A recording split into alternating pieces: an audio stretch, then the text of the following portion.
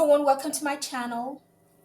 I know many of us would like to concentrate on just all the lovely things that are happening with Meghan and Harry and their children, but this is not the world that we live in, and this is not the world that Harry and Meghan live in.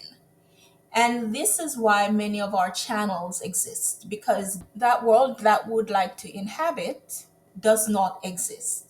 And so we have to report on many of the things that are happening, where, quite frankly, the interconnectedness of our world spans from charity work, where philanthropic efforts can be influenced by geopolitical agendas, to celebrity culture, where public figures often shape and are shaped by tabloid narratives.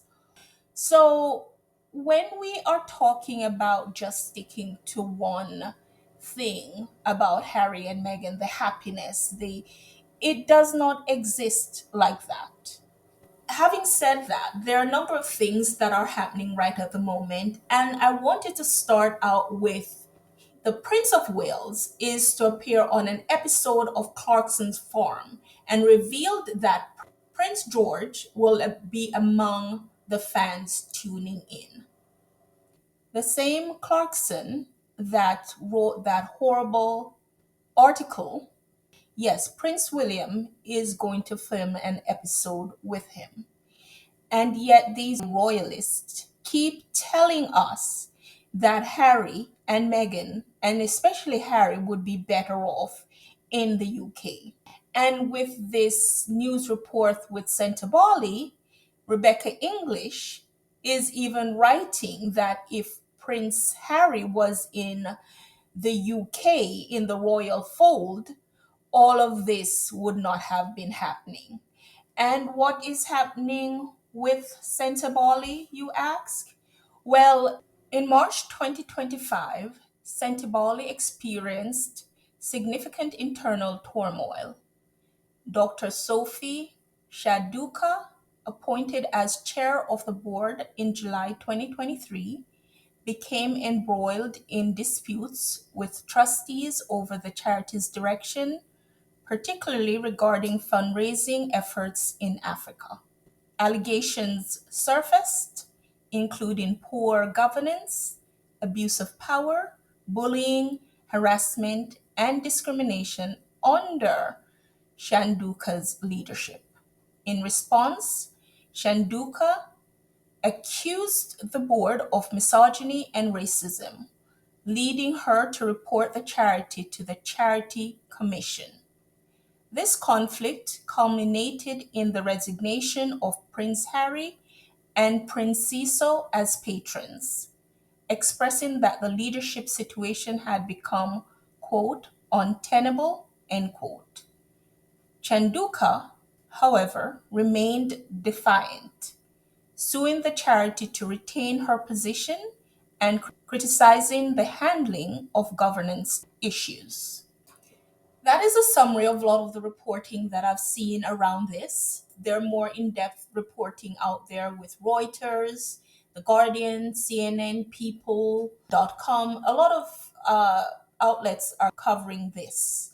My opinion on this is that it seems as if the conclusion was drawn that this charity, because it's already established, would be easy to take over than to start one from scratch. And so the powers that be, whether Dr. Sophie or if there are any other people involved, seems to be of the opinion that they can come in and take over this charity. She has been with the charity for a while, and but she has just been in this position since 2023. And so, as a lawyer, as she said, a very educated person, she probably has seen the ins and outs and think that she can take the charity in the direction that she wants it to go, in her vision, in her image. And this is my opinion on that. I am not going to be chasing opinions of other people. I'm hoping that I'm able to stick with the facts as they come out, One of the facts that I see is that Prince Harry and Prince Seiso have not turned in resignations to Sentebale. The trustees of Sentebale have all stepped down, and the charity commission have not made a decision on the charity. So those are the facts as they stand at the moment. But this seems to me like this was some sort of hostile takeover by Dr. Sophie and the people that are in league with her. So this is an ongoing developing story. And now to the next thing I want to touch on. Daniel Martin is talking about Duchess Meghan's wedding makeup, and he's saying that he thinks he can talk about it because it's 6 years later. So here's the clip of that. There's so much speculation about that. Okay. Can you reveal anything that?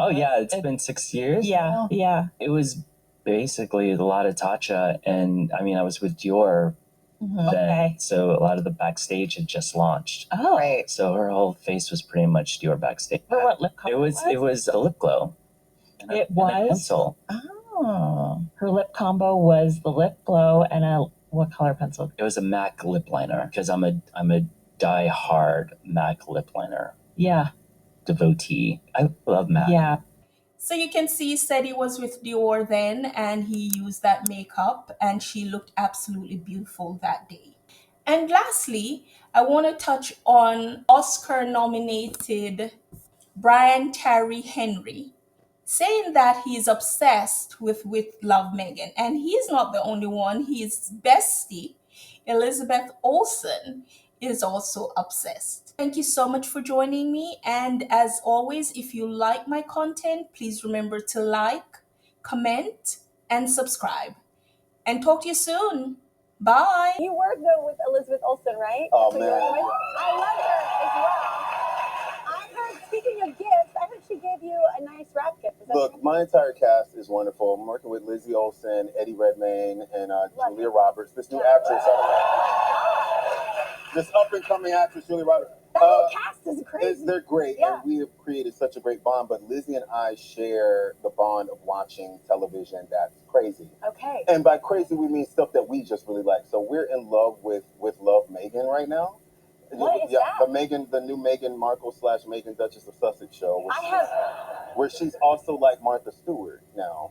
And she's created these things called flour sprinkles, which you apparently can put on anything that you want to eat.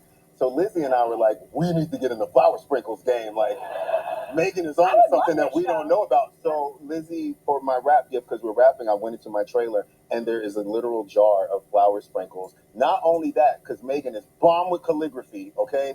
Meghan does her own calligraphy. Lizzie had her husband do the calligraphy on it's a whole thing. So now it's like, we've started like a flour sprinkles gang. We're also trying to get on the show just so we can. It's like, we're trying to get on the show. But it's unconventional because our movie is kind of about the apocalypse. So I'm like, Lizzie, wouldn't it be cool if me, you, and Julia went on her show to do Doomsday Prep? Yeah. Or what would you prep for? Like, you know how Martha did like the dinners with people instead of the meals? She should do a meal. And what would that meal be? Flour sprinkles. Okay.